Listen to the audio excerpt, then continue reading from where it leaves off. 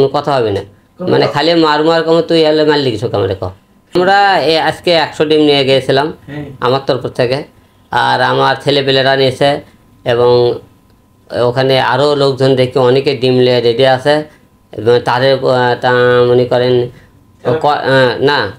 আপনি ঢাকা 17 আসনের যারা ওদের উপর অনেক লোকজন অত্যাচার করেছে তারাও দেখি ওখানে আজকে গেছে ডিম নিয়ে আর কি। না আরাফাতে তো কথা বলবো না, আমরা তো আগে দেখলে তারে ডিম আগে মারমু, কটা ঘুষি টুসি মারমু, একটা আগে তাকে সামনে পেলে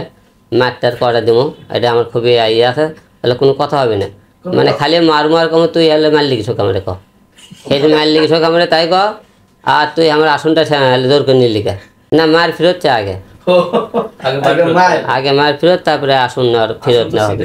হ্যাঁ, মামলা তো কেবল আজকে পর্দায় থাকবে কেন, কেবল আজকে আমরা মামলা করলাম, মামলাতে আমরা বলেছি এক কথায়, তার আমরা ফাঁসি চাই, এক কথায় আমাকে হত্যার চেষ্টা করা অপরাধে তার আমরা ফাঁসি চাই।